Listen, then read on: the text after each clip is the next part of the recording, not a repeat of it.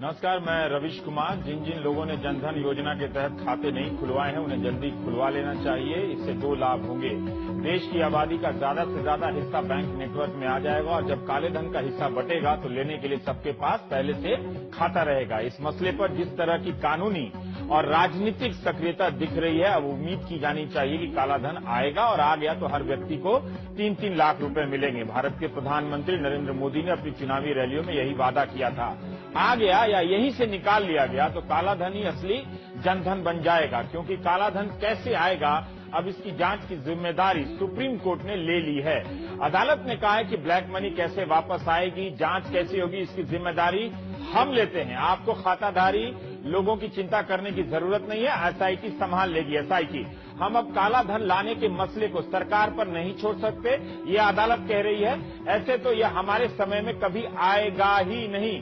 आपकी जांच कभी पूरी नहीं होगी। आप विदेश से आई सारी जानकारी और नाम हमें सौंप दीजिए। सरकार को अब इस मामले में ज्यादा चिंता या जांच करने की जरूरत नहीं है।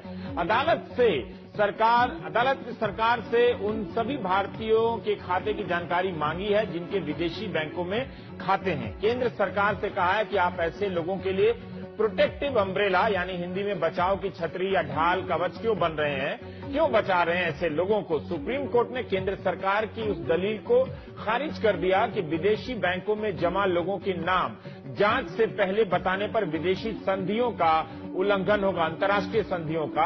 आज भी अटॉर्नी जनरल ने कोर्ट में कहा कि अगर नाम साझा किए गए तो जांच में दिक्कत होगी, भविष्य में जानकारी नहीं मिलेगी और काला धन वापस लाने में परेशानी आएगी। जिन लोगों के खाते में ब्लैक मनी नहीं है उनकी निजता, प्राइवेसी का उल्लंघन होगा, यानी नाम बदनाम होगा। यही दलील देते हुए वित्त मंत्री अरुण जेटली ने अपने ब्लॉग में लिखा था कि हम कानून की प्रक्रियाओं के तहत ही नाम जाहिर करेंगे। लेकिन सुप्रीम कोर्ट ने पिछले कई दिनों से चली आ रही सरकार की दलील को ठुकराया और इस मामले में जांच का काम भी सरकार से ले लिया। कहा है कि जब तक हम मॉनिटर नहीं करेंगे कुछ नहीं हो सकता। इससे बड़ा झटका क्या हो सकता है। आप जानते हैं कि सरकार ने सोमवार को 3 लोगों के नाम जाहिर किए तो हंगामा हो गया। इसमें नया क्या है, इन तीनों के नाम तो पहले भी सार्वजनिक हो चुके हैं। इन तीनों ने कैमरे के सामने खंडन कर दिया, बल्कि एडीआर ने यह भी बता दिया कि इनमें से एक गोवा की mining company Timblo private limited के डायरेक्टर राधा टिम्बलू ने कांग्रेस और बीजेपी दोनों को ही चंदा दिया है। एक नजरिया यह भी हो सकता है कि उन लोगों के भी नाम सार्वजनिक होंगे जो राजनीतिक दलों को चंदा देकर बचने का प्रयास कर रहे हैं। लेकिन सवाल उठा कि ये तो छोटे मोटे नाम हैं, क्या वे बड़े लोग भी धरे जाएंगे जिनके चंदा देने का मामूली प्रमाण मिलता है मगर जिनकी भूमिका के बारे में गांव देहात तक में लोग जानते हैं। याचिकाकर्ता राम जेठमलानी, प्रशांत भूषण की सक्रियता आज का नतीजा दिखने लगा है। इसके बावजूद इनके कारण अब तो बीजेपी नेता सुब्रमण्यम स्वामी ने भी वित्त मंत्री को खत लिख ही दिया है कि सभी के नाम बताइए।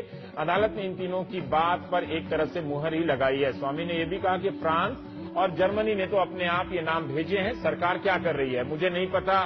मैंने वित्त मंत्री को खत लिखा है कि विदेशों में सोनिया गांधी और राहुल गांधी का काला धन जमा है लेकिन कोई कार्रवाई नहीं हो रही है।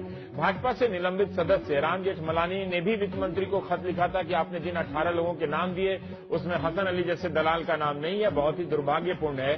तो क्या अदालत के इस फैसले ने काला धन के मुद्दे पर बीजेपी और सरकार की दलीलों को जो है उसको कमजोर किया है? समय कम होने या जांच ईमानदारी से होने के दावों के नैतिक बल को क्या धक्का पहुंचा है? फैसला आते ही आम आदमी पार्टी के नेता अरविंद केजरीवाल ने कहा कि हर कालाधन वाले को ये कहा जाए कि अपना जिस दिन तुमने अकाउंट खोला था तब से लेकर आज तक की पूरी बैंक स्टेटमेंट दो। जब वो पूरी बैंक स्टेटमेंट देंगे तो हर ट्रांजैक्शन में, हस्तांतरण में पता चलेगा कि किससे पैसा आया, किसको गया। जब हर ट्रांजैक्शन की जांच की जाएगी तो बहुत सारा पैसा निकल कर आएगा और कई नए बैंक अकाउंट्स उसमें से निकल कर आएंगे। जिस तरह से सुप्रीम कोर्ट ने आज रुख अपनाया है उससे एक उम्मीद की किरण जगी है। आज काफी स्ट्रांग फैसला नजर आ रहा है। पहले कांग्रेस और अब बीजेपी दोनों काला धन वालों के नाम छुपाती है और बचाती हुई नजर आ रही है। कांग्रेस के प्रवक्ता अजय माकन ने कहा कि 2011 में अरुण जेटली तो कहते थे कि विदेशी मुल्कों से टैक्स समझौते के कारण नाम बताने में कोई दिक्कत नहीं है, वो आप क्यों कह रहे हैं कि मुश्किल है। माकन ने कहा कि हमें खुशी है कि सुप्रीम कोर्ट ने भारत सरकार के दोनों हलफनामे को अस्वीकार करते हुए कहा है कि सारे नामों की सूची सुप्रीम कोर्ट को दी जानी चाहिए। कांग्रेस को उम्मीद है कि न केवल नाम बल्कि जैसे बाबा रामदेव कहा करते थे 5,000 से ज्यादा नाम है, हर एक व्यक्ति के खाते में इतना पैसा आएगा कि 15 लाख रुपए आ जाएंगे। हम चाहेंगे कि सरकार 5,000 नामों को लेकर जल्दी आ जाए। वित्त मंत्री अरुण जेटली ने अदालत के फैसले के बाद बयान दिया कि उन्हें नाम देने में कोई दिक्कत नहीं है, लेकिन सरकार का यह सुझाव रहेगा कि ये इस तरीके से हो कि जो रेसिप्रोकेटिंग स्टेट हैं, जिससे सहायता चाहिए हमको, वो हमें मिलती रहे। एक बार हम लिस्ट कोर्ट को दे देंगे तो वो कोर्ट का अधिकार होगा। अगर इस देश का सबसे बड़ा कोर्ट कहता है कि मुझे लिस्ट दी जाए तो उस आदेश का निश्चित रूप से पालन होना चाहिए।